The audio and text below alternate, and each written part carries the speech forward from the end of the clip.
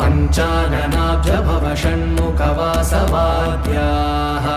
त्रैविक्रमादिचरितं विबुधास्तु वन्दी भाषापतिः पठति वासरशुद्धिमारात् शेषाद्रिशेखर विभो तव सुप्रभातम्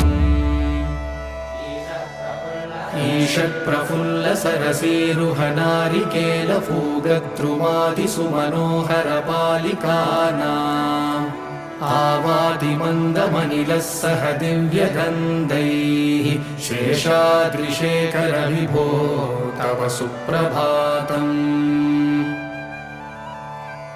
उन्मील्यनेत्रयुगमुत्तमपञ्जरस्ताः पात्रावशिष्टकदलीफलपायसानि भुक्त्वा सलीलमतकेलिसुखाः पठन्ति।